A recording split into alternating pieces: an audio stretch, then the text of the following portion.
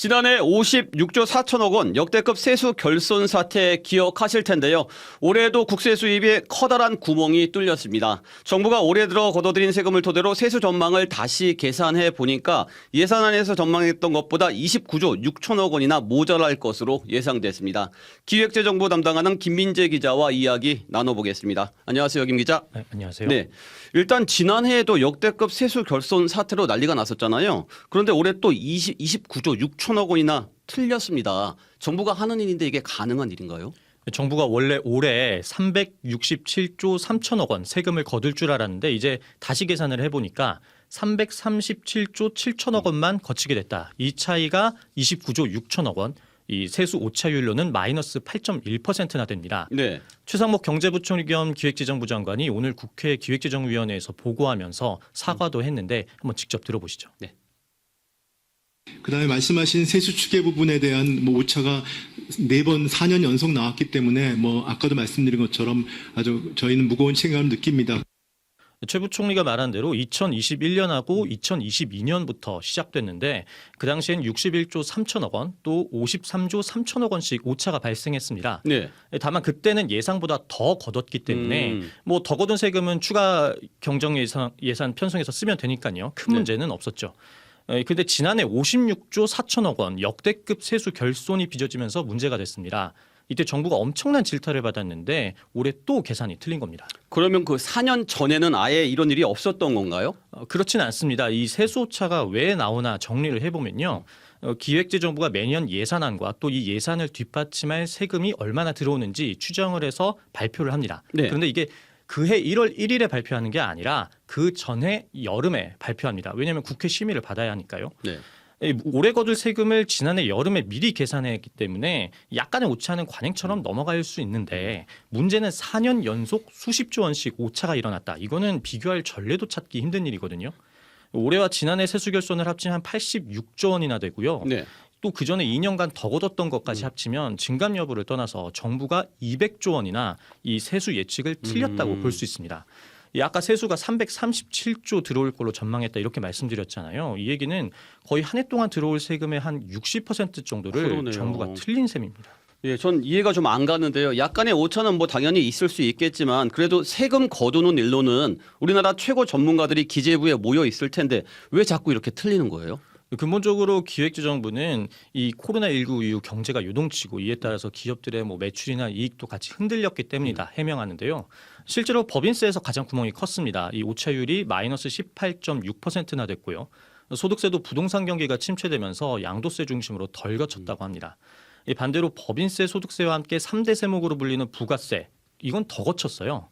이런 이제 매출, 소득과 연계된 세금과 달리 모든 국민이 내다시피 하는 이른바 그림자 세금이라고 하는 이 간접세만 늘어난 건 부자 감세 영향 아니냐 이 논란이 있을 수 있는데 정부는 감세했던 그런 세제 개편 효과는 이미 예산안에 반영이 되었었다. 그래서 그건 아니다 해명했습니다. 네, 그러니까 김 기자 설명을 들어보면 코로나19 사태로 워낙 경제가 요동쳤으니까 정부가 추계하기 어려웠다. 그런 부분이 이해가 안 가는 건 아니에요. 근데 문제는 코로나19를 우리만 겪었냐는 겁니다. 그렇죠. 이게 기획재정부가 직접 내놓은 자료를 읽어드릴 건데요. 이 코로나19 사태 이전 5년과 이후 4년을 비교한 겁니다. 미국이 6.9%에서 7.8%, 일본은 3.7에서 7.3%, 독일은 1.5에서 5.7%, 다 오차율이 커지기는 했어요. 문제는 한국은 5.5%에서 12.4%로 오차율이 크게 늘었습니다. 이러니까 일각에선 애초 정부가 세수를 제대로 예측할 능력 자체를 잃어버린 거 아니냐 비판까지 나오는데요. 이 최상목 부총리가 입버릇처럼 저희 기자들한테 하는 말이 있어요. 기재부 패싱 논란이 나올 때마다 윤석열 정부 경제 컨트롤 타워는 나다. 그리고 이 기재부다. 이 자부했는데 이 얘기 그대로 돌려주자면 지난 4년 동안 우리나라 경제 컨트롤 타워가 경기 전망을 수백조 단위씩 틀렸다는 얘기입니다. 네, 아픈 지적이네요. 그래서인지 기재부도 오늘 대책을 내놓긴 했어요. 내년부터는 세수 추계 과정에 다른 기관들도 참여시켜서 함께 계산하겠다. 또 매년 9월마다 세수를 다시 전망하겠다. 이런 내용들을 내놨는데 좀 어떤 겁니까? 네, 9월마다 세수를 다시 전망한다는 건 좀 그것만 떼놓고 나쁘게 말하면 뭐 앞으로 틀릴 걸 전제로 하고 가결선하겠다, 여론의 매를 덜 맞겠다 이렇게 뭐 들릴 수도 있는데 이게 제대로 돌아가기 위한 전제 조건이라면 이 다른 기관들 뭐 국회 예정처나 조세현, KDI 이런 기관을 거론을 했는데 이 과정에서 정부 추계 모형이나 과세 정보를 얼마나 잘 공개하느냐. 이게 중요하다고 봅니다.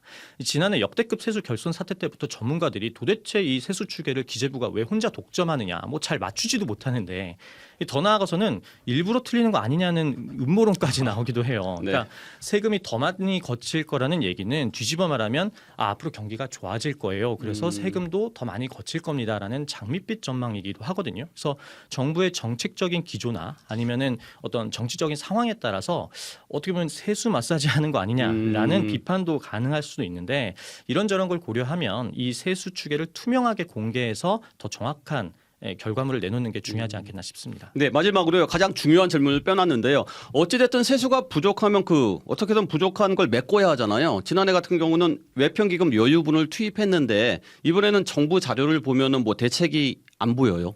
이게 말씀대로 지난해 정부가 세수 전망을 다시 발표하면서 그때 작년에는 외평기금 여유분 투입하겠다 말을 했더니 국회에서 아주 강하게 지적을 받았습니다. 이 정부가 국회와 의논도 없이 이 세금과 예산을 마음대로 좌지우지하겠다는 거냐 비판이 나왔는데 그래서 올해는 기재부가 아예 입을 꽉 다물었어요. 그래서 국회, 지자체 또 다른 부처와 잘 의논해서 해법을 모색하겠다는 원론적인 답변만 내놨는데요. 크게 보면은 지난해처럼 기금 여유분을나 아니면은 또 정부 재정 사업 중에서 아직 쓰지 않은 그 불용분을 당겨 쓸 수도 있고요. 혹은 뭐 지자체나 교육청으로 가야 되는 뭐 지방 교부세, 교부금 조정할 수도 있겠죠. 네. 뭐 더 나아가서는 아예 세입 추경을 해서 세금을 더 얻어야 되기도 하고요.